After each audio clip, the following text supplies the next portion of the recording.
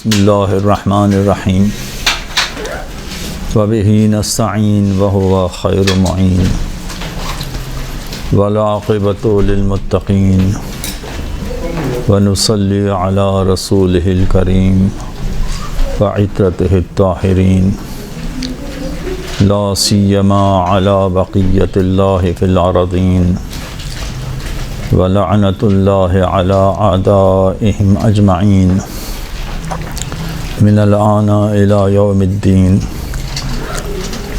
اما بعد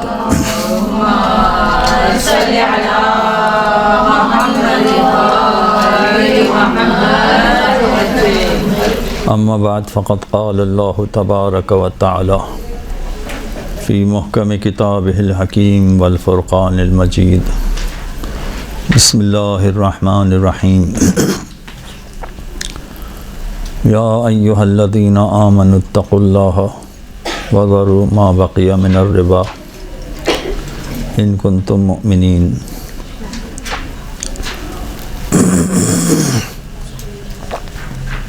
وَإِن لَمْ تَفْعَلُوا فَآذَنَا بِحَرْبٍ مِّنَ اللَّهِ وَرَسُولِهِ۔ ایک صلوات پڑھیں محمد وعلی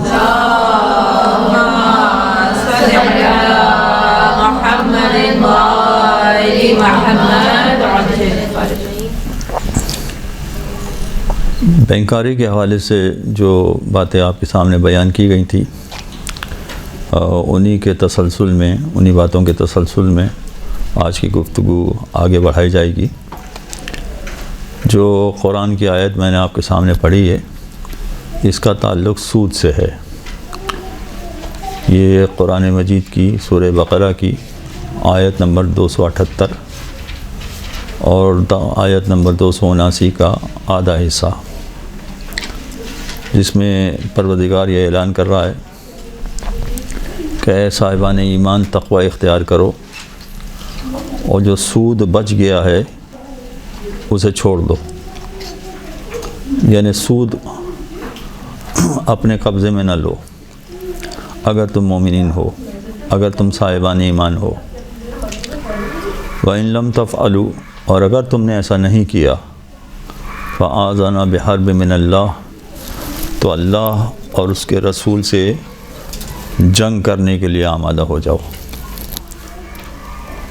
آیت بہت سخت ہے سود کے بارے میں، اور بینکاری کے بارے میں لوگوں کا خیال یہی ہے کہ اس کا سارا کاروبار سود پر ہوتا ہے، اور اسی وجہ سے لوگ سود کے معاملے میں بہت زیادہ احتیاط کرتے ہیں جو دین پر عمل کرنا چاہتے ہیں، اور کبھی کبھار تو وہ اس حد تک آگے بڑھ جاتے ہیں کہ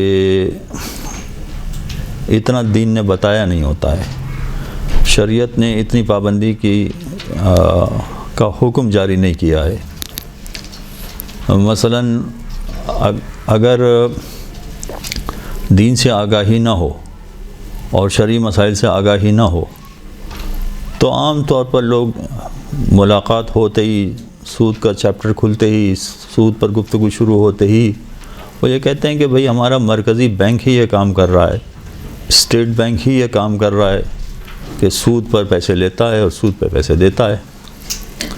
آج بھی جو مرکزی بینک نے سود کا انٹرسٹ ریٹ طے کیا ہے، جو سود کا منافع طے کیا ہے وہ 22% ہے، یعنی 22% پر حکومت پاکستان لوگوں سے پیسہ لے رہی ہے، اور پھر یہ بینک جو پرائیویٹ بینک ہوتے ہیں، دوسرے بینک ہوتے ہیں، یہ ہمیں وہ 20% یا 21% منافع دے رہے ہوتے ہیں، تو 20% 21% ہمیں دے رہے ہوتے ہیں اور وہ 22% حکومت کو دے رہے ہوتے ہیں، تو 1% 1.5% کا منافع وہ خود رکھ رہے ہوتے ہیں۔ تو سارا نظام ہی ہمارا سود پر چلتا ہے، مرکزی بینک کا نظام ہی ہمارا سود پر ہے، تو آپ سود سے کیسے بچ سکتے ہیں؟ اور مرکزی بینک کیا پوری دنیا کا IMF کا نظام، IMF جو پوری دنیا کو قرضہ دیتا ہے اس کا نظام سود پر ہے، تو آپ سود سے کیسے بچ سکتے ہیں؟ تو سود تو پوری دنیا میں نافذ ہو ہی گیا، ہر نوٹ جو ہمارے ہاتھ میں آ رہا ہے یہ سود سے ہو کے گزر رہا ہے، تو آپ کیا نوٹ استعمال کرنا چھوڑ دیں گے؟ آپ نوٹ استعمال نہیں کریں گے؟ عام طور پر اس طرح کا اعتراض کرتے ہیں جو دین سے کوئی لگاؤ نہیں رکھتے ہیں، شریعت سے کوئی آشنائی نہیں رکھتے، وہ عام طور پر اس طرح کے اعتراض کرتے ہیں۔ اور اسی طرح سے کچھ ایسے لوگ بھی مل جائیں گے آپ کو کہ جو فرض کیجئے کہ بینک میں کسی بڑے عہدے پر فائز ہیں، بہت پیسہ کما رہے ہیں، بینک والوں کو تنخواہ بہت اچھی ملتی ہے، سہولتیں بہت اچھی ملتی ہیں، تو بڑا پیسہ کما رہے ہوتے ہیں۔ اب جو پیسہ کما رہے ہیں ان کو بھی اس بات کا احساس ہو رہا ہوتا ہے کہ وہ سود کا کام کر رہے ہیں، تو سود کے کام کے ساتھ ساتھ وہ کوئی کار خیر کر لیتے ہیں کہ چلیں شاید اس کار خیر کی وجہ سے ہماری نجات ہو جائے، تو کہیں امام بارگاہ انہوں نے بنا دی، کہیں مسجد بنوا دی انہوں نے، اور اگر کہیں مسجد یا امام بارگاہ طرح کی کوئی چیز بنا دی ہے اور قریبی رشتہ داروں کو یا ان کے دوستوں کو پتہ چل گیا کہ انہوں نے یہ مسجد بنوائی ہے، تو اس مسجد میں جا کے نماز نہیں پڑھتے، اس لیے کہ سود کے پیسے سے بنی ہوئی ہے مسجد، تو اس امام بارگاہ میں مجلس میں نہیں جائیں گے، اس لیے کہ امام بارگاہ پوری سود کے پیسے سے بنی ہوئی ہے۔ کیا اس قدر سخت ہے سود کے مسائل؟ اب یہی وہ مسئلہ ہے جو درمیان میں پچھلے اپنی گفتگو میں بیان بھی کر چکا تھا کہ یہ سارے مسائل ہیں اپنی جگہ پر، اور سود کا اجرا نہ جانے کہاں کہاں تک جا رہا ہے، کہاں کہاں تک سود کا اجرا ہو رہا ہے، مگر مجتہدین ہمارے لیے کوشش کر رہے ہیں کہ ہم دین پر رہتے ہوئے، تمام گناہوں سے بچتے ہوئے، خصوصاً سود کے گناہ سے بچتے ہوئے اپنی زندگی آسان بنانا چاہیں تو کیسے بنا سکتے ہیں؟ کیا طریقہ ہو سکتا ہے کہ ہم اپنی زندگی آسان بنائیں، کوئی گناہ بھی نہ کریں، اور جو ہمیں کہیں سے فوائد مل رہے ہیں وہ فوائد بھی ہم پورے حاصل کریں، اور وہ فوائد ایسے ہوں کہ جس میں کسی طرح کا کوئی گناہ نہ ہو، بالکل جائز و حلال طریقے سے وہ کام ہم کریں، تو اس کا کیا طریقہ کار ہو سکتا ہے؟ یہی مجتہدین ہماری مدد کر رہے ہیں کہ ہم دنیا میں بالکل آسان ترین زندگی گزاریں، بغیر گناہ کیے ہوئے، بغیر پروردگار کی مخالفت کیے ہوئے، نافرمانی کیے ہوئے۔ یہی وہ مسئلہ ہے، اور ظاہر ہے کہ جب اس طرح کے مسائل بیان کیے جاتے ہیں تو اس کو سمجھنا آسان نہیں ہوگا، سمجھنے میں دشواری تو ہوگی آپ کو، اس میں کوئی شبہ نہیں ہے۔ وجہ اس کی یہ ہے کہ یہ کوئی وضو کا مسئلہ نہیں ہے کہ جو آپ 25 مرتبہ سن چکی ہیں تو اگر 26ویں مرتبہ سن لیں گے تو وہی بات ہے، اگر ذرا سی ادھر ادھر بات ہو گئی تو آسانی سے سمجھ میں آ جائے گا۔ وضو کا مسئلہ، غسل کا مسئلہ، نماز کا مسئلہ، یہ سارے آپ زندگی میں کئی مرتبہ سنتے رہتے ہیں، لہذا کوئی پریشانی نہیں ہوتی ہے مسائل جب بیان کیے جائیں تو سننے میں، سمجھنے میں کسی طرح کی کوئی پریشانی نہیں ہوتی۔ ہاں مگر بینکنگ کا مسئلہ وہ کہاں بیان ہوتا ہے؟ شاذ و نادر کہیں پر جا کے بیان ہوگا بینکنگ کا مسئلہ، تو اب جب یہ شاذ و نادر بیان ہوگا تو ہو سکتا ہے آپ نے پہلی دفعہ سنا ہو یا ہو سکتا ہے دوسری مرتبہ سنا ہو، تو سمجھنے میں دشواری تو ہوگی، اس میں یقیناً دشواری ہوگی، مگر اگر اللہ کی نافرمانی سے بچنا ہے تو سمجھنا پڑے گا، اس کو سیکھنا پڑے گا کہ کیسے وہ کہ ہم اللہ کی نافرمانی سے بھی بچ جائیں اور حلال طریقے سے جو منافع ہم حاصل کر سکتے ہیں وہ منافع بھی حاصل کر لیں۔ اس لیے یہ ساری گفتگو ہے، تو اگرچہ اس کے سننے میں ذرا پریشانی ہو سکتی ہے، دشواری ہو سکتی ہے۔ اب اگر آپ کو یاد ہو، مجھے اس وقت ذہن میں نہیں ہے کہ آپ میں سے کوئی آیا پچھلے میرے دروس میں شرکت کی تھی یا نہیں کی تھی، بہرحال میں یہ سمجھوں گا کہ وہ مسائل آپ کے ذہن میں ہے، وہ سارے مسائل آپ کے ذہن میں ہیں جو میں پہلے بیان کر چکا، اب میں اس سے آگے کی بات کروں گا، اس لیے کہ ریپیٹیشن میں آپ دیکھ رہے پچھلے 2 درس صرف ہو گئے تھے میرے یہ سمجھانے میں کہ بینکاری ہے کیا۔ اب اگر میں ریپیٹیشن کروں گا تو بہت مشکل ہو جائے گا۔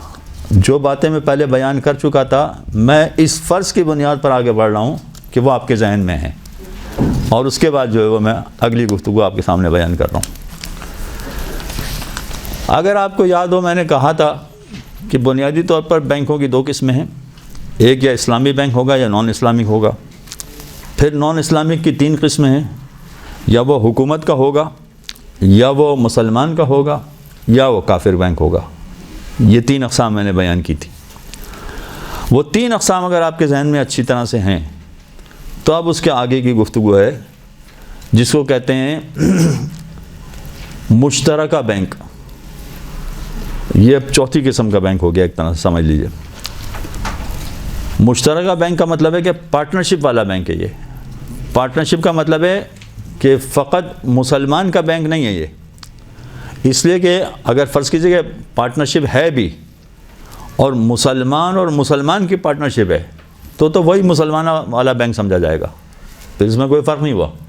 فرض کیجیے کہ اس میں 4 پارٹنر ہیں مگر چاروں مسلمان ہیں تو وہی مسلمان والا بینک سمجھا جائے گا، اس میں فرق نہیں ہوا۔ یا کافر کا بینک ہے مگر چاروں کافر ہیں، اب اس سے غرض نہیں ہے کہ کوئی عیسائی ہے، کوئی ہندو ہے، کوئی یہودی ہے، مگر ہیں سارے کافر، تو سارے پارٹنر ہیں مگر سب کے سب کافر ہیں، لہذا ان کو کافروں کا بینک ہی سمجھا جائے گا۔ اور یہی معاملہ حکومت کا ہے کہ حکومتی بینک بھی ہے مگر ایک حکومت پنجاب کا ہے مثلا، ایک حکومت سندھ کا ہے، وہ ان دونوں کی پارٹنرشپ ہے مثلا، تو دونوں حکومت کے ہیں، فرق نہیں پڑا اس میں۔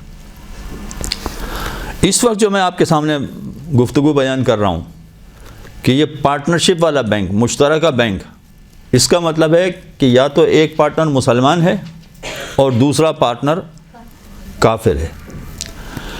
یہ اگر مشترکہ بینک یا یہ پارٹنرشپ والے بینک کو اگر آپ ڈیوائیڈ کریں تو یہ 4 اقسام کے بینک بنیں گے، 4 اقسام کے۔ وہ پہلے 3 اقسام الگ تھے، یہ 4 اقسام الگ ہیں۔ 4 اقسام کیسے بنیں گی کہ مثلا وہ بینک ہے کافر کا اور مسلمان کا، یہ ایک طرح کا بینک ہو گیا، کافر کا اور مسلمان کا۔ دوسرا بینک ہو گیا مسلمان کا اور حکومت کا۔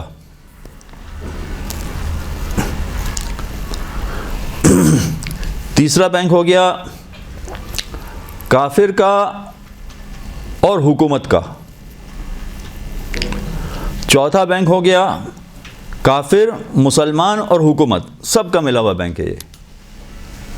4 اقسام کے بینک ہو گئے یہ۔ اب 4 اقسام کے بینک ہو گئے، ان کی پارٹنرشپ ہے آپس میں۔ پارٹنرشپ کا مطلب ہرگز یہ نہیں ہے کہ سب کا حصہ 50-50 ہے، یعنی کافر بھی 50% کا پارٹنر ہے اور مسلمان بھی 50% کا پارٹنر ہے، نہیں، یہ مقصد نہیں ہے۔ ہو سکتا ہے کہ ایک فقط 10% کا پارٹنر ہو اور ایک 90% کا پارٹنر ہو، یا اگر 4 پارٹنر ہیں، مثلا 2 کافر ہیں 2 مسلمان ہیں، تو سب کے 25% حصہ ہے۔ یہ 4 پارٹنر اس طرح سے ہو گئے۔ تو حصہ برابر ہونا ضروری نہیں ہے، بس پارٹنرشپ ہونا چاہیے۔ اب کتنے حصے کی پارٹنرشپ ہے اس سے کوئی تعلق نہیں ہے، پارٹنرشپ ہونا چاہیے، تو ہم کہیں گے کہ یہ 4 اقسام کے بینک بنیں گے۔ اب یہ 4 اقسام کے جو بینک بنیں گے، اس میں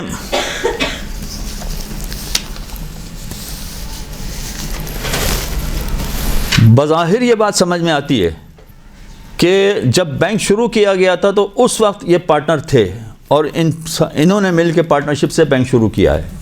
مثلا 50% کافر نے ملایا، 50% مسلمان نے ملایا، یا 50% حکومت نے ملایا اور 50% کسی مسلمان نے ملایا۔ بظاہر یہ سمجھ میں آتا ہے، یا پرسنٹیج کم زیادہ ہو جائے، کسی کا 10% ہے، کسی کا 90% ہے۔ بظاہر یہ سمجھ میں آتا ہے کہ جیسے انہوں نے جب بینک شروع کیا تو اس طرح کا یہ بینک تھا کہ جس میں انہوں نے پارٹنرشپ میں یہ کاروبار شروع کیا تھا، بینک کا کام شروع کیا تھا۔ یہ تو بالکل ہے اپنی جگہ پر، اس کو تو ہم کہیں گے کہ یہ پارٹنرشپ والا بینک ہے، یہ مشترکہ بینک ہے۔ اگر اس طرح سے انہوں نے کام شروع کیا ہے کہ 25% سب نے ملایا، یا ایک نے 10% ملایا، ایک نے 90% ملایا، تو یقیناً یہ پارٹنرشپ والا بینک کہلائے گا، یہ مشترکہ بینک کہلائے گا۔ لیکن سوال یہ پیدا ہوتا ہے کہ جب بینک شروع کیا گیا تھا اس وقت انہوں نے ایسا نہیں پارٹنرشپ کا پروگرام بنایا تھا، اس وقت ایسی پارٹنرشپ نہیں تھی، بعد میں ایسی پارٹنرشپ انہوں نے کر لی۔ بعد میں پارٹنرشپ کر لی کا مطلب کیا ہے کہ یا تو کافر نے اپنا شیئر مسلمان کو بیچ دیا، یا مسلمان نے اپنا شیئر کافر کو بیچ دیا، جو حصہ تھا بینک میں وہ حصہ اس کو بیچ دیا۔ تو کیا یہ بھی پارٹنرشپ والا بینک کہلائے گا؟ اگر آپ توضیح المسائل کھول کے دیکھیں اور جہاں بینکنگ کے مسئلے لکھے ہوئے ہیں، اس میں تو ایسا لگ رہا ہے کہ جیسے بینک شروع کرتے وقت انہوں نے اگر پارٹنرشپ میں حصہ مقرر کیا ہے تو یہ مشترکہ بینک ہے، لیکن اس کے ساتھ ساتھ یہ بھی مشترکہ کہلائے گا کہ اگر بعد میں انہوں نے حصہ لے لیا ہے، ایک نے اپنا حصہ بیچا اور دوسرے نے خرید لیا، تو یہ بھی مشترکہ بینک کہلائے گا۔ اس کو بھی ہم کہیں گے کہ یہ پارٹنرشپ والا بینک ہے۔ اب اس سے آگے کا مرحلہ، اور حقیقت یہ ہے کہ یہی بینکنگ جو میں ابھی اس وقت آپ کے سامنے بتا رہا ہوں، یعنی مشترکہ بینکنگ یا پارٹنرشپ والی بینکنگ، یہی سب سے زیادہ ہمارے کام کی ہے۔ وہ جو پچھلے 3 بینکوں کے مسائل آپ کے سامنے بتائے تھے، وہ شاید اتنے کام کے نہیں ہوں گے ہم سب کے لیے، خصوصاً پاکستان میں رہنے والوں کے لیے، بلکہ زیادہ تر دنیا میں رہنے والوں کے لیے یہی مشترکہ بینک سب سے زیادہ کام کے ہیں۔ وجہ کیا ہے اس کی؟ اب آئیے دیکھیے، جو میں نے کہا کہ بعد میں پارٹنر بنے، شروع میں پارٹنر نہیں تھے، بعد میں پارٹنر بنے، اس کا ایک طریقہ تو وہ ہو سکتا ہے جو میں نے آپ کے سامنے سمپل بیان کیا کہ مثلا مسلمان نے اپنا 10% حصہ بیچا اور کسی کافر نے خرید لیا، یہ تو ایک سمپل طریقہ ہو گیا۔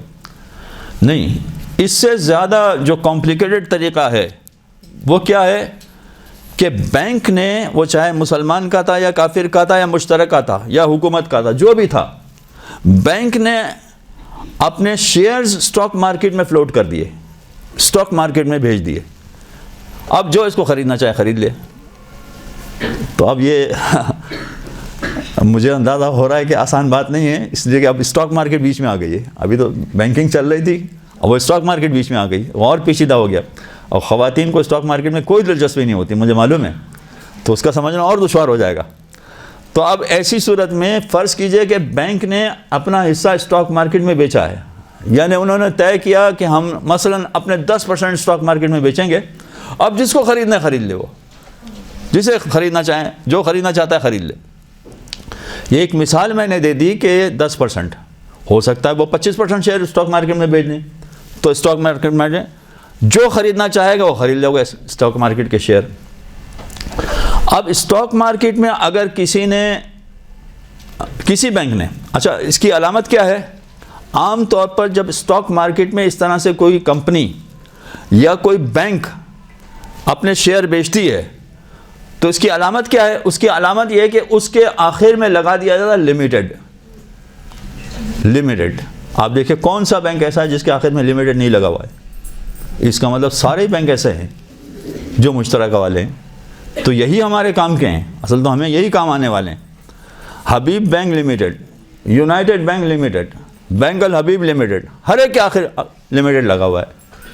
تو اس کا مطلب ہر ایک نے اپنے شیئر جو ہے اسٹاک مارکیٹ میں بیچ دیے ہیں۔ اب اسٹاک مارکیٹ میں شیئر بیچ دیے ہیں، اس کا مطلب ہے جو چاہے سورس کے شیئر خرید لے، میں بھی خرید لوں، آپ بھی خرید لیں، جو چاہے خرید لے۔ اب جو چاہے خرید لے، ایک تو یہ کہ ہم لفظ استعمال کر رہے ہیں خرید لے، دوسرا لفظ استعمال کر رہے ہیں شیئر۔ شیئر کا مطلب ہوتا ہے حصہ۔ تو اگر فرض کیجئے کہ کسی نے 1000 روپے والا شیئر خرید لیا بینک کا، تو کیا وہ بھی بینک کا مالک بن گیا؟ شیئر کا مطلب تو یہ ہے کہ حصہ اس کا ہو گیا۔ شیئر کا مطلب تو یہ ہوتا ہے حصے دار، یعنی یہ 1000 روپے کا شیئر اگر کسی نے خریدا ہے تو وہ بھی بینک کا حصے دار ہے۔ تو کیا ہم اس کو بھی حصے دار سمجھیں یا نہ سمجھیں؟ کیا سمجھیں؟ یعنی جب اسٹاک مارکیٹ میں شیئر بیچے گئے تو آج کی جو جدید دنیا ہے اس میں بڑے پیچیدہ مسائل ہیں اسٹاک مارکیٹ کے بھی۔ اور اسٹاک مارکیٹ کے مسائل میں یہ ہوتا ہے کہ ایک تو یہ ہوتا ہے کہ آپ کے بہاف پر ایجنٹ شیئر خریدتا ہے اور وہ آپ کے لین دین کرتا رہتا ہے۔ دوسرا ہوتا ہے میوچل فنڈ، ایک کے بعد ایک مشکل پیش آ رہی ہے۔ میوچل فنڈ کیا ہوتا ہے؟ میوچل فنڈ وہ ہوتا ہے کہ کچھ افراد نے ایک کمپنی بنائی ہے اور اس کمپنی میں ایسے بڑے بڑے ماہر لوگوں کو انہوں نے جاب دی ہوئی ہے کہ جن کا کام ہی یہ ہوتا ہے کہ وہ سارا یہ مطالعہ کرتے رہتے ہیں، اسٹڈی کرتے رہتے ہیں کہ کون سی کمپنی ترقی کرے گی، کون سی کمپنی سب سے زیادہ پروفٹ دے گی، اور اس میں بینک بھی آ جاتے ہیں کہ کون سا بینک سب سے زیادہ پروفٹ دے گا۔ تو یہ لوگ جو میوچل فنڈ والے ہوتے ہیں یہ ساری بڑی بڑی کمپنیوں کے شیئرز خریدتے ہیں، اسی طرح سے ساری زیادہ منافع دینے والی بینک کے شیئر بھی خریدتے ہیں، یہ سارے بینک کے شیئر خرید لیتے ہیں۔ یہ میوچل فنڈ جس طرح کی ایک پرائیویٹ پارٹی نے بنائی ہے، ایک پرائیویٹ مثلا کمپنی نے بنائی ہے، اسی طرح سے میوچل فنڈ حکومت بھی بناتی ہے۔ حکومت کے پاس جو اضافی سرمایہ ہوتا ہے وہ اضافی سرمایہ کہاں پر لگایا جائے تاکہ اس سرمایہ کا منافع ملے، اس کے لیے وہ میوچل فنڈ بناتی۔ اب میوچل فنڈ اس نے بنایا، اس نے دیکھا کہ مثلا حبیب بینک کا پروفٹ سب سے اچھا ہے یا یونائٹڈ بینک کا پروفٹ سب سے اچھا ہے، یا الحبیب کا پروفٹ سب سے اچھا ہے. تو انہوں نے وہ 1000 روپے والے شیئر نہیں خریدتے, پھر وہ ملینز میں شیئر خرید لیتے ہیں. اس لیے کہ بینک کے مالکوں نے 25% شیئر اسٹاک مارکیٹ میں بیچنے کا فیصلہ کیا تھا. اب 25% بیچنے کا فیصلہ کیا تو انہوں نے ملینز کے حساب سے شیئرز خرید لیے. ایک شیئر مثلا 1000 روپے کا ہے, اگر انہوں نے 5 ملین شیئر خرید لیے تو 5 ملین ملٹیپلائی بائی 1000 کتنے ہو گئے, وہ اتنے کے شیئر اس نے خرید لیے. اب دیکھیں پیچیدگی کتنی بڑھ رہی ہے.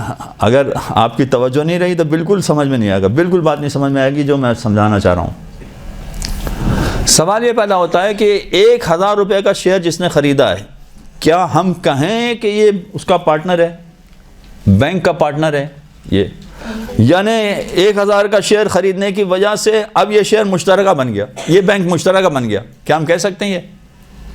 اس لیے کہ خریدنے والے اسٹاک مارکیٹ میں ہزاروں لوگ ہوتے ہیں, اس میں کافر بھی ہوتے ہیں, مسلمان بھی ہوتے ہیں, لادین قسم کے لوگ بھی ہوتے ہیں, ہر طرح کے لوگ ہوتے ہیں. تو کیا چند لوگوں نے اگر یہ شیئر خرید لیے ہیں تو ہم یہ کہہ سکتے ہیں کہ مشترکہ بینک بن گیا یا نہیں بن گیا؟ کیا ہوا؟ جی ہاں, جواب آپ کا یہی ہونا چاہیے, مگر فتویٰ کچھ اور ہے. اس لیے آپ کو متوجہ کرنا تھا مجھے کہ آپ فتوے کو سنیں, فتویٰ کیا ہے اور اس کا طریقہ کیا ہے معلوم کرنے کا, کہ کیسے سمجھا جائے گا, کیا طریقہ ہے کہ یہ سمجھا جائے کہ یہ مشترکہ بن گیا. دیکھیں عام طریقہ کار یہی ہے جو آپ لوگوں کے ذہن میں آیا, بالکل صحیح آپ کے ذہن میں, کہ اگر اس نے کسی نے تھوڑا سا حصہ بھی خرید لیا ہے تو وہ باقاعدہ اس کا مالک بن جاتا ہے. اب میں ایک چھوٹی سی مثال دوں آپ کو. مثلا فرض کیجئے کہ 4 بھائیوں نے مل کے ایک دکان کھولی. ایک بھائی نے جو ہے وہ 90% پیسہ لگایا, وہ باہر رہتا تھا, باہر سے پیسہ بھیج دیا, 90% پیسہ لگایا اس نے. کسی نے پھر 5% پیسہ لگایا, ایک نے 4% پیسہ لگایا, ایک نے 1% پیسہ لگایا. تو دکان ہے مثلا چاروں کی, مگر یہ 1% والا بھی اس میں حصے دار ہے. اچھا, حصے دار ہونے کا مطلب کیا ہے؟ آپ یہ بہت ہی امپورٹنٹ مسئلہ ہے, اسلام کے نقطہ نگاہ سے بہت ہی امپورٹنٹ مسئلہ. یہ حصے دار ہونے کا مطلب یہ ہے کہ اب اس کی اجازت کے بغیر بھی دکان میں کوئی رد و بدل نہیں ہو سکتا. یہ 1% والا حصہ ہے, پھر بھی اس کی اجازت کے بغیر کوئی رد و بدل نہیں ہو سکتا. یعنی اگر فرض کیجئے کہ انہوں نے سوچا کہ ہم دکان میں رینوویشن کرواتے ہیں, رینوویشن کروانے کے لیے مثلا اچھا کلر کرانا پڑے گا, تو باقی 3 راضی ہو گئے, 1% والا کہہ رہنے لگا میرے پاس تو پیسے ہی نہیں ہیں, میں راضی نہیں ہوں اس پہ, میں تو نہیں کروں گا یہ کام. ہاں, یہ ایک میں نے مثال پیش کی. باقی اگر 3 کہیں چلو تمہارے پاس پیسے نہیں تو ہم پیسے لگا دیتے ہیں, یہ کہہ سکتے ہیں وہ, مگر کہہ سکتے ہیں اس کے باوجود یہ کہہ کہ نہیں میں راضی نہیں ہوں, اس لیے کہ میرا حصہ ہے اس میں راضی نہیں ہوں. تو اس کی بات بھی مانی جائے گی, اور اس کے بغیر اس دکان میں رد و بدل نہیں کر پائیں گے. اور اسی وجہ سے بات سے بات نکلی ہے تو سمجھاتا چلوں میں اس کو. اسی وجہ سے جو افراد خمس نہیں دے رہے ہیں, خمس ہے 20%, یعنی 100 میں 20 روپے. اگر اس نے خمس نہیں دیا تو اس کا نتیجہ کیا ہے کہ اس کے 100 روپے میں 80 روپے اس کے ہیں, 20 روپے امام کے ہیں. ٹھیک ہے, امام اور سادات کے, یہ 20 روپے امام اور سادات کے. مگر یہ ایسا نہیں ہے کہ آپ 20 کا نوٹ نکال کے اس کو الگ کر دیں تو ہم کہیں کہ یہ خمس الگ ہو گیا, 80 روپے الگ ہو گئے. ایسا نہیں ہے, ہرگز نہیں ہے. جو میں نے دکان کی مثال پیش کی بالکل وہی ہے نوٹ میں بھی. نوٹ میں کہہ لیں یا کسی چیز میں کہہ لیں, اگر فرض کیجئے کہ کسی کا کاروبار گندم کا ہے تو گندم پر اس کو خمس نکالنا ہے, تو گندم کے ہر دانے میں امام شریک ہے, ہر دانے میں. اور اسی وجہ سے یہ کہا جاتا ہے کہ اگر کسی نے خمس نہیں نکالا تو وہ اپنا 80% بھی استعمال نہیں کر سکتا ہے. جیسے میں نے دکان کی مثال پیش کی آپ کے سامنے کہ 1% والے نے منع کر دیا تو 99% والے پھنس گئے, اٹک گئے, وہ نہیں کر سکتے رد و بدل. امام کے مال میں بھی ایسا ہی ہے کہ اگر آپ نے 20% نہیں نکالا, یا کوئی اگر یہ کہے کہ چلیں میں 20% نکال کے الگ کر دیتا ہوں, جب کوئی مستحق ملے گا, جب ٹائم ملے گا مجھے تو میں خمس جمع کراؤں گا, ابھی میرا تو 80% تو میرا الگ ہو گیا, اور وہ اپنے 80% کو اپنا سمجھ کے کام کرتا رہے, تب بھی وہ گناہگار ہے. اس لیے کہ خمس میں یہ ہے کہ ہر اس کے مال کے ہر جز میں امام اور سادات شریک ہیں، ہر جز میں. لہذا جب تک وہ پہنچا نہیں دیا جائے گا 20%، یہ آپ کا الگ کرنا فائدہ نہیں ہوگا. یا اگر کوئی یہ کہے کہ بس میں اپنا کام کر رہا ہوں، کوئی حرج نہیں ہے، خمس نہیں نکالتا میں. اور زیادہ تر خمس نہ نکالنے والے ہی خمس پر سارے اعتراض کر رہے ہوتے ہیں. عجیب بات یہی ہے، خمس نکالنے والے کبھی اعتراض نہیں کر رہے ہیں. خمس نکالنے والے تو باقاعدہ دے رہے ہیں، سید کو بھی دے رہے ہیں، امام جو نائب امام ہیں ان کو بھی دے رہے ہیں، سب کو دے رہے ہیں، کوئی اعتراض نہیں کر رہے. زیادہ تر خمس نہ نکالنے والے کہتے ہیں یہ مولوی لوگ کھا جاتے ہیں، زیادہ تر یہی لوگ ہوں گے. اور وہ بھی اس طرح کے اعتراضات کریں گے کہ جس کے قریب سے بھی مولانا صاحب نہیں گزرے ہوں گے. صاحب یہ بڑی بڑی پیچاروں رکھی ہے، ایسی تھوڑی ہو گئی ہے یہ. اب اس کے قریب سے، خمس کے نزدیک سے بھی مولانا نہیں گزرے ہیں، مگر یہ کہ وہ اعتراض آ گیا، گھر آ گیا اتنا بڑا. کہاں سے آ گیا گھر؟ یہ جتنے بھی اعتراض ہو رہے ہوتے ہیں زیادہ تر خمس نہ نکالنے والے اعتراض کر رہے ہوتے ہیں. لیکن خیر وہ الگ مسئلہ ہے، میں تو کسی اور طرف چلا گیا. اب خلاصہ یہ کہ پارٹنرشپ کا مطلب یہ ہوتا ہے کہ آپ کے پیسے میں امام پارٹنر ہے اور ہر جز میں، ہر حصے میں پارٹنر ہے. آپ اس کو الگ نہیں کر سکتے. ہاں الگ کر کے آپ نے الگ دے دیا تو 80% بالکل آپ کا بن گیا، پھر آپ کے لیے حلال ہے اس کو استعمال کرنا. لیکن جب تک نہیں دیا، مرجے کے ہاتھ میں نہیں پہنچا، اس وقت تک یہ حصہ الگ نہیں مانا جائے گا. اور اسی وجہ سے فرض کیجئے کہ یہ 20% الگ کر کے رکھ دیا، پکا ارادہ تھا کہ دیں گے، یعنی یہ بغاوت پہ نہیں اترا تھا مگر لاپرواہی پہ آ گیا. ہاں بھائی دے دیں گے، ہاں بھائی دے دیں گے. اس نے باقاعدہ 20% الگ کر کے رکھ دیا. پتہ چلا کہ گھر میں ڈاکہ پڑ گیا اور وہ 20% ڈاکو اٹھا کے لے گئے. تو کس کا مال گیا؟ امام کا مال گیا یا اپنا مال گیا؟ اپنا مال گیا. یہ اس لیے کہ جب تک مرجے کے ہاتھ میں نہ پہنچے یہ اپنا ہی مال کہلاتا ہے. دونوں اعتبار سے میں بتا دوں آپ کو. اگر ڈاکو لے گئے تو سمجھے اپنا مال لے گئے. اور اسی طرح سے اگر فرض کیجئے کہ آپ نے 40,000 والا پرائڈ بانڈ رکھا ہوا ہے خمس نکال کے الگ سے، اور یہی 40,000 والا انعام نکل آیا، تو بھی آپ کا ہی ہے. اس میں بددیانتی کچھ نہیں ہے، بددیانتی نہیں کر رہے ہیں. 40,000 والا انعام نکل آیا، پتہ چلا کہ 50 لاکھ کا آپ کو انعام مل گیا اس 40,000 پہ، تو آپ پر لازم نہیں ہے کہ وہ امام کو دیں آپ، یہ آپ کا بن گیا. خیر وہ ساری ایک بہت لمبی تفصیل ہو گئی میری. خلاصہ یہ کہ پارٹنرشپ کس کو کہتے ہیں سمجھ لیجئے. پارٹنرشپ کا مطلب یہ ہوتا ہے کہ ہر جز میں انسان دوسروں کے ساتھ شریک ہے. اسٹاک مارکیٹ میں بھی بظاہر یہ سمجھ میں آتا ہے کہ اس نے ایک شیئر اگر خرید لیا 1000 روپے والا تو اس کا مطلب ہے کہ وہ بینک میں پارٹنر بن گیا، وہ مشترکہ بن گیا. مگر نہیں، فتویٰ اس سلسلے میں یہ ہے کہ اسٹاک مارکیٹ میں اگر کسی بینک نے شیئر بیچے ہیں اور وہ شیئرز حکومت نے خرید لیے، اس لیے کہ اگر وہ کسی مسلمان نے خرید لیے اور یہ بینک بھی مسلمان کا تھا تو یہ بھی مسلمان ہے وہ بھی مسلمان ہے، پھر مسلمان والا بینک بن گیا، مسئلہ ختم ہو گیا. اصل مسئلہ یہ کہ یہ مسلمان بینک تھا اور پھر وہاں اس نے اسٹاک مارکیٹ میں شیئر بیچے، تو اسٹاک مارکیٹ میں جو حکومت کی میوچل فنڈ والی کمپنی تھی اس میوچل فنڈ والی کمپنی نے یہ اسٹاک مارکیٹ سے شیئر خرید لیے اور ملینز کے حساب سے خرید لیے. تو کیا اب حکومت اس کی پارٹنر کہلائے گی یا نہیں؟ اب حکومت ایک طرف اور یہ بینک کا جو مسلمان ہے یہ ایک طرف، یہ پارٹنر کہلائیں گے یا نہیں؟ اور پارٹنر کہلائیں گے تو کتنا حصہ مانا جائے جب جا کے پارٹنر بنتے ہیں، ورنہ اس سے پہلے پارٹنر نہیں بنتے. وہ 1000 روپے والا تو پارٹنر نہیں بنے گا. اب اس میں یہ ہے کہ ایک لفظ استعمال کیا گیا ہے، میں وہی لفظ آپ کے سامنے دہرا رہا ہوں تاکہ اصل عربی والے لفظ کے پیچھے آپ چلیں، اس کو فالو کریں، اردو والے کو فالو نہ کریں. جو عربی والا لفظ کیا ہے وہ ہے معتدن بے. معتدن بے قابل توجہ مقدار، اس کا ترجمہ یہ ہوگا قابل توجہ مقدار. اگر اس نے خرید لیے ہوں یا میوچل فنڈ والے نے خرید لیے ہوں تو یہ پارٹنر کہلائیں گے. اور قابل توجہ مقدار نہیں ہے، اب کہاں 1000 روپے کا شیئر اور کہاں 10 بلین کا بینک، تو کہاں 1000 روپے کا 10 بلین، کوئی ویلیو نہیں ہے اس کی، کوئی حقیقت نہیں ہے. لہذا انہوں نے لفظ استعمال کیا کہ قابل توجہ مقدار میں اگر شیئرز خرید لیے جائیں، حکومت اگر شیئرز خرید لے تو پھر اس کو مشترکہ بینک تسلیم کر لیا جائے گا، مان لیا جائے گا. اچھا، قابل توجہ مقدار کو ذرا آسان بنانے کے لیے، حالانکہ یہ لفظ اردو کا ہے قابل توجہ مقدار، لیکن ذرا سا اس کو آسان بنانے، آپ کی سمجھ میں زیادہ بہتر طور پر آ جائے، یوں سمجھ لیے ہمارے یہاں ایک محاورہ مشہور ہے، اردو زبان میں ایک محاورہ مشہور ہے، وہ کیا ہے؟ وہ ہے آٹے میں نمک کے برابر۔ اگر آٹے میں نمک کے برابر ہے تو اس کو قابل توجہ نہیں مانیں گے، اس لیے کہ یہ والی بات تو شاید آپ مجھ سے زیادہ بہتر جانتی ہیں۔ 1 کلو آٹے میں کتنا نمک ملایا جاتا ہے؟ ایک چمچ بڑا یا چھوٹا؟ چھوٹا سا ایک چمچ ملایا جاتا ہے۔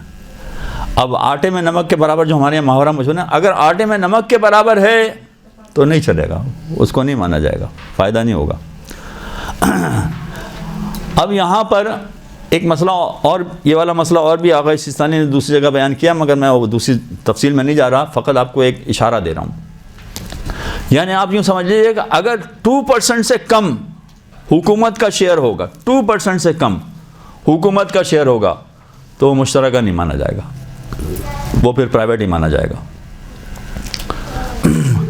لہٰذا اگر مثلا 5% ہے تو ہم یہ کہہ سکتے ہیں کہ ہاں یہ قابل توجہ مقدار ہے، اس لیے کہ ملینز میں پہنچ جائیں گی والی، 5% بھی ملینز میں پہنچ جائیں گے بہت، ورنہ تو انہوں نے لفظ استعمال کیا 10%، جو ایک سمجھانے کے لیے بھی وہ بھی کہا تھا، تو ایسا بینک مشترکہ بینک مانا جائے گا، اس کو کہیں گے مشترکہ بینک۔ اب آ جائیے، اس کا مطلب یہ ہوا کہ جو میں نے آپ کو پہلے بتایا تھا کہ یا پرائیویٹ ہو بینک، یا کافر کا ہو بینک، یا مثلا حکومت کا ہو بینک، وہ جو پہلے بات بتائی تھی ان میں سے کوئی بھی بینک ہمارے کام کا نہیں ہے ایک طرح سے، اس لیے کہ سارے بینک کے پیچھے لکھا ہوا ہے لمیٹڈ، ہر بینک کے پیچھے لکھا ہوا ہے لمیٹڈ، تو اس کا مطلب ہے کہ سارے یہ مشترکہ ہیں، اور ایسا ہوتا ہی ہے، پوری دنیا میں یہ ہوتا ہے کہ وہ اسٹاک مارکیٹ میں شیئر بیچتے ہیں، اور بہرحال وہ کاروبار کا ایک طریقہ کار ہوتا ہے کہ پبلک کا پیسہ استعمال کرو، لہٰذا وہ پبلک سے پیسہ لیتے ہیں۔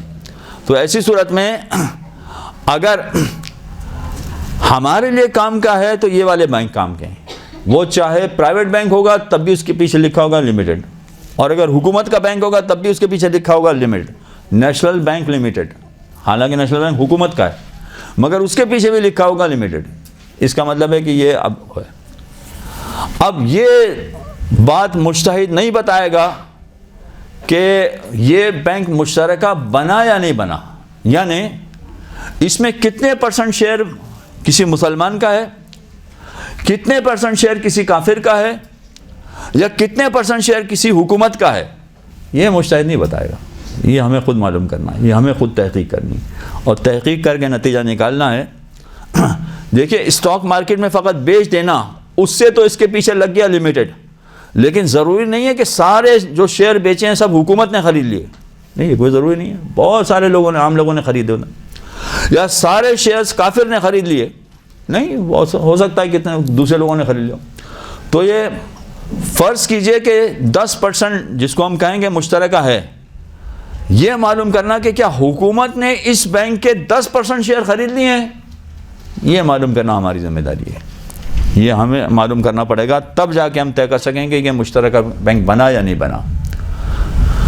یہ ہو گئی مشترکہ بینک کی پوری ڈیفینیشن، سمجھیے کہ ابھی ایک مرحلہ مکمل ہوا کہ یہ کہلائے گا مشترکہ بینک۔ اب آ جائیے اس میں پیسے جمع کرانا، پھر اس سے لون لینا یا کریڈٹ کارڈ لینا، وہ اب اس کے بعد کے مرحلے ہیں سارے۔ ایک صلوات پڑھیں ذرا محمد والے میں۔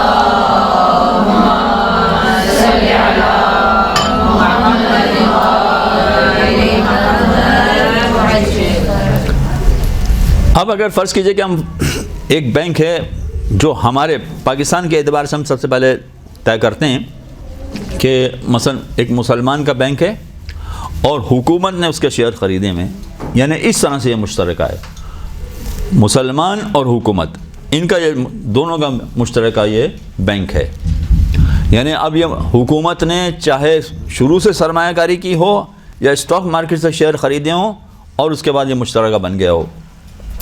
مشترکہ بننے میں وہی ہے کہ متعدد بے تعداد قابل توجہ مقدار جو ہے وہ حکومت نے خرید لی ہے، اس لیے یہ مشترکہ بن گیا۔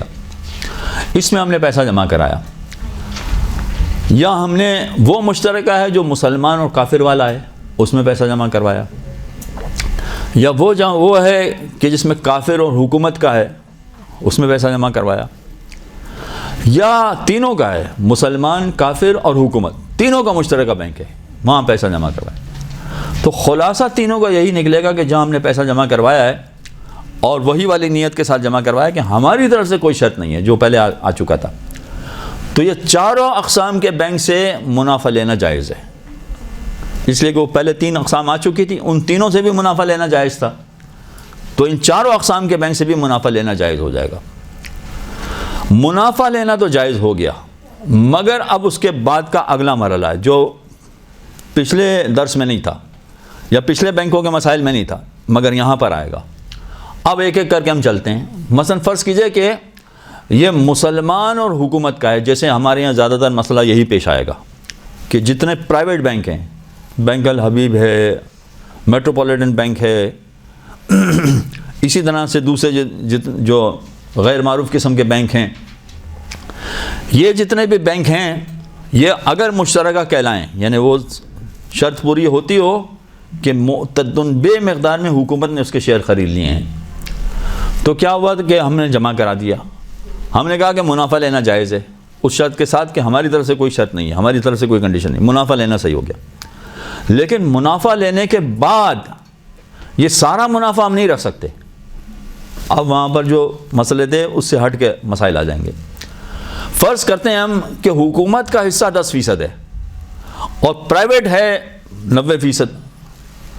تو پرائیویٹ اگر 90% ہے تو جو منافع مجھے ملا ہے، مثلا فرض کیجئے کہ 1 لاکھ روپیہ مجھے منافع ملا ہے، یہ 1 لاکھ روپے میں سے 90% چونکہ پرائیویٹ ہے تو 1 لاکھ کا 90% میں رکھ سکتا ہوں پورا، وہ بالکل ہو جائے گا. 1 لاکھ کا 90% کا مطلب 90,000، 90,000 روپیہ جو میرے اکاؤنٹ میں آیا ہے یہ تو میں بلا جھجک استعمال کر سکتا ہوں جیسے پہلے اجازت دی گئی تھی.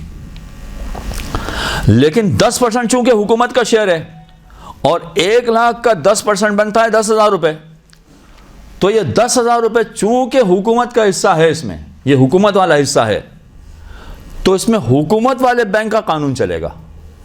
حکومت والے بینک کا قانون کیا تھا کہ جو منافع ملے گا اس کا آدھا آپ کو غریب کو دینا پڑے گا، لہذا یہاں پر 10,000 کا آدھا کرنا پڑے گا، اور 10,000 کا آدھا کسی غریب کو دیں گے تو آدھا آپ کے لیے حلال ہو جائے گا.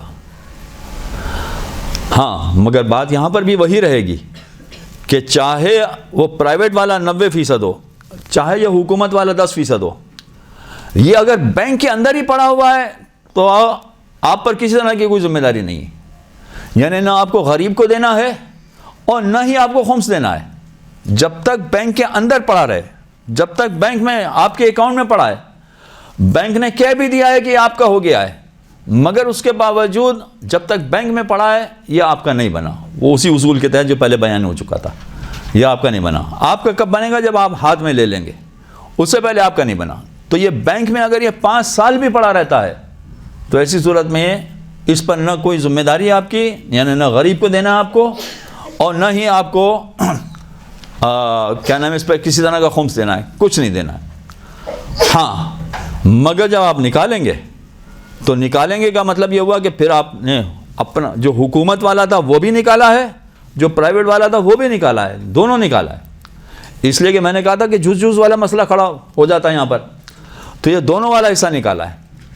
تو اب آپ کو کیا کرنا پڑے گا کہ آپ اگر چاہیں تو یہ نیت کر سکتے ہیں کہ مثلا 10,000 مجھے ملے تھے، بینک سے میں نے 10,000 روپے نکالے اور یہ وہی حکومت والے نکالے میں نے، اور حکومت والے نکال کے یہ ذمہ داری میں نے ادا کر دی، اس ذمہ داری سے میں نے جان چھڑا لی کہ 5,000 غریب کو ادا کرو اور باقی یہ 5,000 بھی میرے ہیں اور باقی جتنا بینک میں پڑا ہوا یہ بھی سب میرے ہیں. اگر اس طرح کا ارادہ کر لیں گے تو آپ کے لیے بہت آسانی ہو جائے گی. اگرچہ اس میں بڑی پیچیدگی ہو سکتی تھی مگر خود مرجع نے یہ مسئلہ بہت آسان بنا دیا کہ آپ اس چکر میں نہ پڑیں.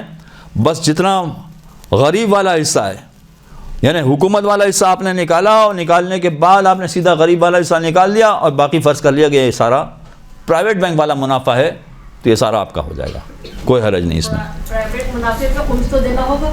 نہیں دینا ہوگا، اس کی پہلے وضاحت کر چکا تھا لیکن ابھی کروں گا دوبارہ میں. اچھا اب کیا ہوگا، یہ جو پرائیویٹ بینک والا منافع ہے اس کے بارے میں نے کہا تھا کہ جب تک بینک میں پڑا ہے، اکاؤنٹ میں پڑا ہے، اس وقت تو کوئی نہیں، لیکن جب آپ نے ہاتھ میں لے لیا، نکال لیا، تو اس وقت بھی میں نے یہ وضاحت کی تھی کہ آپ نے ہاتھ میں نکال لیا اور اس کے بعد آپ کی خمس کی تاریخ آ گئی، تب بھی آپ کو خمس نہیں دینا ہے۔ پتہ نہیں یاد رہا کہ نہیں رہا آپ کو، یہ تو نہ دینے والی بات کہوں گا، یہ تو ضرور یاد رہنا چاہیے تھی۔ یہ خمس آپ کو پھر بھی نہیں دینا ہے، یعنی آپ نے ہاتھ میں لے لیا پھر بھی نہیں دینا ہے، اس لیے کہ بینک اگر منافع دے رہا ہے تو ہمیں مالک نہیں بنا رہا، وہ ایک اجازت دے رہا ہے کہ بھائی ٹھیک ہے تم استعمال کرو اس کو۔ وہ میری مثال یاد کریں کہ میاں بیوی والی، کہ شوہر نے بیوی کو اجازت دے دی کہ تم استعمال کرو، لہذا بینک اجازت دے رہا ہے کہ تم اس کو استعمال کرو، تو اگر خمس کی تاریخ آ بھی جائے تب بھی اس پر منافع، اس پر خمس نہیں دینا ہے۔ ہاں مگر ان پیسوں سے جو بینک کا منافع تھا، ان پیسوں سے اگر میں کوئی چیز خرید لیتا ہوں، شاید اس وقت میں نے مثال دی تھی کہ پرفیوم خرید لیا میں نے مثلا، تو اگر پرفیوم خرید لیا تو اب میں پرفیوم کا مالک بن گیا، رقم کا مالک نہیں تھا میں، لیکن پرفیوم کا مالک میں بن گیا، اس لیے کہ اب رقم اس کی تھی، یہ پرفیوم اس کا نہیں ہے، یہ چیز چینج ہو گئی ہے، کائنڈ چینج ہو گئی ہے، کرنسی ختم ہو گئی ہے۔ لہذا ایسی صورت میں اگر کوئی چیز میں خرید لوں اور وہ چیز میرے گھر میں پڑی رہے اور خمس کی تاریخ آ جائے تو اب اس پر خمس دینا پڑے گا، اگر استعمال نہیں ہوئی تو اب اس پہ خمس دینا پڑے گا، لیکن رقم پہ خمس نہیں دینا تھا مجھے۔ تو یہ بات کلیئر ہو گئی، اور یہی والی بات اس میں بھی ہوگی، جو حکومتی بینک والا حصہ میں نے 10% نکالا ہے، اس میں سے 5,000 تو میں نے غریب کو دے دیے، اب 5,000 میرے بنے ہیں، اس کی میں نے نیت کی تھی، وہ نیت بھی میں نے اس وقت سمجھائی تھی کہ نیت کرنا پڑے گی کہ چونکہ آیت اللہ سیستانی نے مجھے مجہول المال لینے کی اجازت دی ہے، لہذا ان کی اجازت سے میں مالک بن رہا ہوں، تو ان کی اجازت سے میں مالک بن رہا ہوں تو اس کے تو فوراً ہی مالک بن گئے 5,000 کے۔ اب اگر خمس کی تاریخ آ جائے اور یہ رقم 5,000 اگر پڑی ہے تو اس رقم پر تو خمس دینا پڑ جائے گا، دوسری رقم پر نہیں دینا پڑتا، پرائیویٹ والی رقم پر نہیں دینا پڑتا، مگر حکومت والی رقم پر خمس دینا پڑ جائے گا۔ یہ مسئلہ ہو گیا جب پارٹنرشپ ہو حکومت کی اور پرائیویٹ بینک۔ آپ آ جائیے، اگر صورتحال ایسی بن جائے کہ کافر کی اور مسلمان کی پرائیویٹ پارٹنرشپ ہو، تو کافر اور مسلمان کے جو حصہ ہوگا وہ بھی ہم یہی فرض کر لیتے ہیں کہ مثلا مسلمان کا حصہ 90% ہے اور کافر کا حصہ 10% ہے، اس میں بھی یہی صورتحال بنے گی۔ اگر فرض کیجئے کہ پرائیویٹ میں 90% کا مالک مسلمان ہے تو وہی والا مسئلہ بنے گا جو ابھی پہلے بیان ہوا کہ 90% کے منافع کے آپ حقدار ہو جائیں گے، مگر خمس نہیں دینا پڑے گا، آخر تک آپ کے ہاتھ میں آ جائیں تب بھی خمس نہیں دینا پڑے گا۔ ہم اگر کافر والا حصہ ہے، اگر وہ والا حصہ آپ نے نکالا تو وہ والا حصہ نکالنے کے لیے وہ استنقاذ المال والی نیت ہوتی ہے، استنقاذ المال، یعنی کافر اپنے ہاتھ سے پیسہ دے رہا ہے تو ہمارے لینا جائز ہے۔ یہ استنقاذ المال کی نیت سے آپ پورے پیسے کے مالک بن سکتے ہیں، پورے پیسے کے، یعنی جو 10,000 ہیں اس پورے کے مالک بن جائیں گے آپ، اور اس میں کسی غریب کو دینا بھی نہیں ہے، کوئی رقم کسی کو نہیں دینی۔ اب یہ 10,000 جو میرے ہاتھ میں آ گئے تو اس 10,000 پر خمس دینا پڑ جائے گا اگر میری خمس کی تاریخ آ گئی، اور میری خمس کی تاریخ تک اگر یہ بچ گئے، چاہے میں نے کوئی چیز نہیں خریدی ہے، رقم کی رقم پڑی ہوئی میرے ہاتھ میں، تب بھی اس پر دینا پڑے گا، لیکن وہ پرائیویٹ والے پر نہیں دینا پڑے گا جب تک وہ رقم ہے۔ لہذا یہ کافر والا اگر ہے تو اس کا خمس نکالنا پڑے گا۔ اب آ جائیے مسلمان اور حکومت، نہیں اس کا تو ابھی بیان ہو گیا، کافر اور مثلا حکومت کا بینک، کافر کا اور حکومت کا بینک ہے، اس کا منافع لینا بھی بالکل صحیح ہے، بالکل جائز ہے۔ یہاں آپ کے پاس دو آپشن ہیں، دو آپشن ہے کا مطلب کیا ہے کہ آپ جو حکومت نہیں، یہاں جو بینک منافع دے رہا ہے یہ کافر اور حکومت کا بینک ہے۔ مثلا ہمارے یہاں اسٹینڈرڈ چارٹرڈ بینک مثلا کافر کا بھی ہے اور حکومت کے شیئر بھی ہیں اس میں، مثلا یہ اگر منافع دے رہے ہیں آپ کو تو یہاں آپ کے پاس دو آپشن ہیں، یا تو آپ وہ نیت کریں جو کافر بینکوں میں نیت کی جاتی ہے، یا وہ نیت کریں جو حکومت بینکوں میں نیت کی جاتی ہے، دونوں کا آپشن آپ کے پاس کھلا ہوا ہے۔ یعنی کیا مطلب؟ اگر آپ کافر والے بینک کی نیت کریں گے تو اس کا مطلب ہے کہ وہ نیت ہوگی کہ کافر اپنے ہاتھ سے ہمیں پیسہ دے رہا ہے لہذا ہم اس کے مالک بن گئے. ٹھیک ہے, مالک بن گئے کا مطلب یہ ہوا کہ خمس کی تاریخ تک اگر یہ پیسہ پڑا رہا تو اس پر خمس دینا پڑے گا. اور اگر فرض کیجئے کہ حکومت والے کا ارادہ کیا ہے تو یہ مجہول المال والا ارادہ کریں گے ہم. اگر مجہول المال والا ارادہ کریں گے تو اس میں سے پھر وہ آدھا دینا پڑ جائے گا اس کا, اور آدھا آپ کا ہو جائے گا. اور آدھا جب آپ کا ہو جائے گا تو اگر وہ بچ گیا تو اس پر خمس دینا پڑے گا. لیکن آدھا دینے والی بات ہی کیوں سوچیں ہیں بھئی؟ کافر کا مال ہی سمجھیں اس کو, آدھا دینے کا مسئلہ ہی ختم ہو جائے بالکل. اس کو کافر کا مال سمجھیں اور سمجھیں بالکل حلال ہو گیا, بالکل صحیح ہو گیا. اور اگر فرض کیجئے کہ یہ بینک تینوں کا ہو, کافر, مسلمان اور حکومت تینوں کا ہو, اور اس سے جو منافع ملے گا تو یہ منافع لینا بھی صحیح ہے. اور اس میں بھی آپ کے لیے نیت کرنے کی اجازت ہے کہ آپ یہ سمجھیں کہ یہ مسلمان بینک والا ہے, یہ سمجھیں کہ یہ حکومت بینک والا ہے, یہ سمجھیں کہ یہ کافر بینک والا منافع ہے, جو چاہیں سمجھ لیں. لیکن وہ کیوں سمجھیں گے کہ جس میں آدھا دینا پڑ جائے, بلکہ یہ بھی کیوں سمجھیں گے کہ جس میں خمس دینا پڑ جائے؟ یہی سمجھیں گے کہ بھائی سب کچھ ہمارا ہی ہے, سب کچھ ہمارا ہے. وہ کس میں ہوتا ہے؟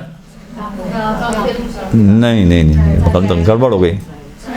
ہاں, اسی لیے توجہ رکھیں ورنہ گڑبڑ ہو جائے گی. مطلب دیکھیں, اگر کافر کا سمجھیں گے تو کافر کی اجازت سے ہمیں مل گیا, مالک بن گئے. مالک بن گئے اس کا مطلب ہے کہ خمس کی تاریخ پر خمس دینا پڑے گا. حکومت کا سمجھیں گے تو اس کو آدھا دینا پڑ جائے گا, لہذا یہ نیت بھی کیوں کریں. مسلمان پرائیویٹ والے میں یہ اجازت ہے کہ ہم کہیں کہ بھائی آزاد ہیں بالکل, جب تک یہ رقم ہے اس وقت تک ہمیں کوئی خمس نہیں دینا, لہذا اس پر اس طرح سے نیت کی جا سکتی ہے. یہ سارے مسائل ہو گئے اس کے کہ جب یہ والا بینک مشترکہ بینک سمجھا جائے.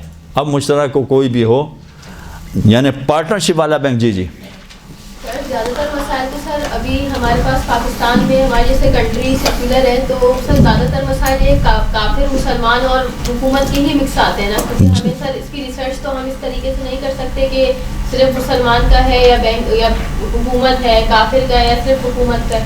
زیادہ تر تو سر تینوں ہی ہوتے ہیں کیونکہ ہماری کنٹری میں مائنورٹیز بھی ہیں. سوال ان کا یہ ہے کہ زیادہ تر ہمارے یہاں بینک تینوں والا ہوگا, یعنی کافر, مسلمان اور حکومت تینوں والا بینک ہوگا. نہیں, ایسا ضروری نہیں ہے, اس لیے کہ کافر ہیں مانا ہمارے یہاں کرسچنس بھی رہتے ہیں, ہمارے یہاں ہندو بھی رہتے ہیں, اور وہ بینک میں پیسہ رکھواتے بھی ہیں, وہ اسٹاک مارکیٹ کے شیئرز بھی خریدتے ہیں, سب کچھ ہے. مگر معتدن بے کی شرط ہے, قابل توجہ مقدار. اتنی بڑی مقدار میں کافر پیسہ کہاں سے لایا یا لگایا تو کون سا کافر ہے اس کے بارے میں ہمیں نہیں پتہ ہے. یعنی یہ معلوم ہونا چاہیے اور یہ معلوم کرنا پڑے گا, یہ ہماری ذمہ داری ہے ہم معلوم کریں کہ حکومت نے پیسہ لگایا تو کتنے % بنا, تو یہ کہا جا سکے کہ یہ مشترکہ بن گیا. یا کافر نے پیسہ لگایا تو کتنے % لگایا تو کہا جا سکے کہ یہ کافر بھی اس میں شریک ہے, مشترکہ بن گیا کافر والا. عام طور پر کافر والا ہمارے یہاں بنے گا نہیں, البتہ حکومت والا بن جائے گا. زیادہ امکان یہ ہے کہ حکومت اور پرائیویٹ پارٹی کا ہو اور یہ والا بینک بن جائے گا. مسلمان بینک پہ بھی رقم پہ خمس دینا ہوگا, مسلمان بینک کا جو ہے. ہاں, مسلمان بینک پہ منافع ملے گا تو خمس دینا ہوگا, اگر خمس کی تاریخ آئے گی تو نہیں دینا ہوگا اس پہ خمس. یعنی اگر فرض کیجیے منافع ملا ہے تو منافع کے آپ مالک نہیں بنتے ہیں, مالک نہیں بنتے ہیں تو خمس کے لیے لازم ہے مالک بننا. چیز پر دیں گے, اگر چیز خرید لی تو چیز پر دیں گے. ٹھیک ہے, چلیں اگر کوئی اور سوال ہے تو اس پر وضاحت کر دیں ہم تھوڑی سی, اور ورنہ پھر اور آگے بڑھیں ذرا. سیونگ ڈپازٹ وغیرہ کا جو پیسہ ہوتا ہے فکس کروا کے رکھ دیتے ہیں, صحیح ہے, اس پہ خمس ہوتا ہے یا نہیں؟ یہ تو حکومت کے ہوتے ہیں نیشنل سیونگ. ہاں, اس میں ذرا سا تفصیل میں جانا پڑے گا. جو آپ نے جمع کروایا ہے اس پر تو خمس ہوگا, لیکن جو وہاں سے منافع مل رہا ہے اس پر جب تک وہ منافع بینک میں پڑا رہے اس وقت تک خمس نہیں ہوگا. لیکن منافع نکالتے ہی خمس کا سوال وہاں سے شروع ہو جائے گا. لیکن منافع جیسے ہی نکالیں گے سب سے پہلے تو اس منافع کا آدھا کسی غریب کو دینا پڑے گا. منافع لے سکتے ہیں, منافع لے سکتے ہیں اس نیت کے ساتھ جو پہلے بتائیے کہ ہماری طرف سے کوئی شرط نہیں ہے کہ ضرور بینک منافع دے. جی, یہاں تک اگر بات واضح ہو گئی ہے تو آپ تھوڑا سا اور آگے بڑھتے ہیں. ایک کوشچن اور تھا. جی سر جیسے ہم بار بار سر ہم اس کی ریپیٹیشن کر رہے ہیں کہ مسلمان کا بینک, تو سر زیادہ تر سر مسلمان کے بینک میں صرف لکھا ہوتا ہے سر بینک آف اسلامک. اب سر یہ چیز تو ہمیں نہیں پتہ ہوتی نا, اس میں بھی تو سر صرف نام کا بھی تو ہو سکتا ہے نا, جس کے اوپر نام ہمارا لوگو ہے کہ اسلامک بینک آف پاکستان, یا اس طریقے سے. جی یہی سوال ہے ان کا کہ فرض کیجئے کہ لکھا ہوا ہے Islamic bank, Dubai bank of Islamic مثلاً, یا کوئی اور اسلامک بینک, میزان اسلامک بینک مثلاً, تو یہ کیسے پتہ چلے گا؟ یہ پتہ کرنا یہ مجتہد کا کام نہیں ہے, اور مجتہد کا کام نہیں ہوگا تو میں بھی نہیں بتاؤں گا آپ کو. جو مجتہد کا کام ہے وہ میں بتا رہا ہوں آپ کو, یعنی مجتہد نے جو فتاوی دیے ہیں یا مسائل بتائیں وہ میں آپ کو بتا رہا ہوں. یہ اسلامک ہے یا اسلامک نہیں ہے اس کی تحقیق کرنا ہماری ذمہ داری ہے. یہ ہم طے کریں گے, یعنی ہم کوشش کریں گے, ہم تحقیق کریں گے کہ اسلامک ہے کہ نہیں ہے. اسلامک ہوگا تو پھر مسئلہ ختم ہو جائے گا, وہ بالکل اسلامک طریقے سے چلا جائے گا. جی ہم یہ سوچ سکتے ہیں کہ یہ اسلامک مطلب ایک مسلمان کا حکومت کا ہی ہے, یہ تحقیق کرنی ضروری ہے. تحقیق کرنا پڑے گی. اگر حکومت اور مسلمان کا ملا جلا بینک ہے تو تحقیق کرنا ضروری ہے کہ حکومت کا کتنا شیئر ہے, کتنے % حکومت کا ہے. شاید میں بہت ہائی لیول بات کر رہا ہوں, ابھی بھی ایسا لگ رہا ہے مجھے کہ ذرا اور تھوڑا سا ہلکا کر کے پیش کرنا پڑے گا مجھے. جی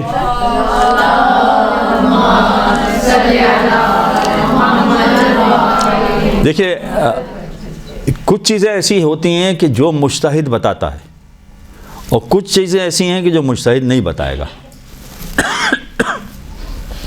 یہ خود الگ سے ایک ٹاپک ہے کہ مجتہد کیا چیز بتاتا ہے اور کیا چیز ہے جو ہمیں خود معلوم کرنی پڑے گی. جیسے ماہانہ پروفٹ مل رہا ہے تو خمس تو 1 سال کے بعد ہوتا ہے, تو اس ماہانہ پروفٹ کا کیا کرنا ہے؟ اور یہ کون سا بینک ہے دیکھنا پڑے گا. بینک کی سیونگ اکاؤنٹ. سیونگ اکاؤنٹ بھی بینک ہے نا, بینک سے پروفٹ مل رہا ہے. جی وہ ماہانہ مل رہا ہے ہمیں, نہیں نیشنل سیونگ سے. نیشنل سیونگ سے ماہانہ مل رہا ہے. ہاں تو نیشنل سیونگ سے جو ماہانہ مل رہا ہے آپ کو, اس کا آدھا تو غریب کو دینا پڑے گا پہلے, اور پھر اگر آپ کا آدھا آپ کی خمس کی تاریخ تک بچے گا, چاہے ماہانہ مل رہا ہے, خمس کی تاریخ تو سال میں ایک ہوگی, اس تاریخ تک جو بچے گا آپ والا حصہ اس پر خمس دینا پڑے گا. تو یہ ذہن میں رکھنا ضروری ہے کہ کچھ چیزیں مجتہد بتائیں گے, اور وہ جو بتائیں گے وہ فتویٰ کہلائے گا, وہ فتویٰ ہوگا. یعنی اللہ کا حکم کیا ہے یہ مجتہد بتاتا ہے, اللہ کا اس معاملے میں حکم کیا ہے یہ ساری چیزیں مجتہد بتائیں. سارے معاملات میں نماز, روزہ, حج, زکوٰۃ, خمس, حجاب, داڑھی, دیگر جو معاملات ہیں کاروبار کے, پڑوسی کے, اس میں اللہ کا حکم کیا ہے یہ مجتہد بتائے گا. لیکن اس پانی میں کوئی نجاست گری ہوئی ہے کہ نہیں گری ہوئی ہے یہ مجتہد نہیں بتائے گا, یہ ہمیں خود طے کرنا ہے, یہ ہمیں خود معلوم کرنا پڑے گا. جس کو کہتے ہیں, میں نے کہا کہ اللہ کا حکم مجتہد بتاتا ہے, اسے کہتے ہیں حکم. شرعی زبان میں بھی اس کو کہتے ہیں حکم. اور اگر کسی ٹاپک کے بارے میں ڈسکس کرنا ہے کہ یہ نجس ہوا کہ نہیں, قطرہ گرا تھا کہ نہیں گرا تھا, اس کو کہتے ہیں موضوع. موضوع ہم خود ڈیسائیڈ کریں گے کہ موضوع کیا ہے. آیت اللہ سیستانی کا ایک بہت مشہور فتویٰ تھا, کسی زمانے میں بہت بیان بھی ہوا ہے, کہ خواتین کے لیے اتنا میک اپ کرنا جائز ہے کہ جس کو میک اپ کہا ہی نہ جا سکے. اتنا میک اپ, یعنی فرض کیجیے آئی بروز بنانا جائز ہے. اب میرا ٹائم نکل جائے گا بہت, چلیں میں اتنی بات وضاحت کر دوں تھوڑی سی. میں فرض کیجیے کہ آئی بروز بنائیے, بس پتہ ہی نہیں چل رہا ہے اتنا. تو اتنا میک اپ کرنا جائز ہے کہ پتہ ہی نہ چلے کہ کوئی میک اپ کیا بھی ہے کہ نہیں کیا ہے. یہ آغا سیستانی کا فتویٰ ہے. پھر چہرہ کھلا رکھ سکتی ہے, کوئی حرج نہیں. اب اگر کوئی شخص یا چلیں کوئی خاتون میرے سامنے آ جائے کہ بتائیے یہ معمولی میک اپ کہلائے گا جس کی اجازت دی گئی ہے, یا یہ ہیوی میک اپ ہے, مجھے چھوڑیے, خود عادل سیستانی کے سامنے بیٹھ جائے وہ اور ان سے پوچھے کہ بتائیے میرا ہیوی میک اپ ہے یا لائٹ میک اپ ہے یہ جس کی اجازت ہوتی ہے, آپ نے جس کی اجازت دی. وہ کہیں گے یہ میرا کام نہیں ہے. حالانکہ سامنے بیٹھی عورت, وہ سامنے بیٹھی ہوگی, پھر کہ میرا کام نہیں ہے. یہ طے کرنا کہ یہ ہیوی میک اپ ہوتا ہے یا لائٹ میک اپ ہوتا ہے یہ سب آپ کا کام ہے. اس میں نجاست گری کہ نہیں گری یہ آپ کا کام ہے. یہ کپڑا نجس ہوا کہ نہیں ہوا یہ آپ کا کام ہے. اگر نجس ہو گیا تو پاک کرنا پڑے گا, یہ حکم بتائیں گے وہ. اس لیے ذہن میں رکھنا چاہیے کہ کچھ باتیں ایسی ہوتی ہیں جو مجتہد نہیں بتاتا ہے, وہ خود ہمیں طے کرنا. لہٰذا اس میں کہ یہ اسلامک بنا کہ نہیں بنا, یہ حکومت اور مسلمان کا پرائیویٹ مشترکہ بنا کہ نہیں بنا یہ وہ نہیں بتائے گا، وہ آپ کا تانگا. اگر مشترکہ بن گیا تو یہ حکم ہے، اگر حکومت کا ہو گیا تو یہ حکم ہے، یوں بتائے گا وہ. لہٰذا کچھ باتیں ایسی ہوتی ہیں کہ جو ہمیں خود طے کرنا پڑتی ہے.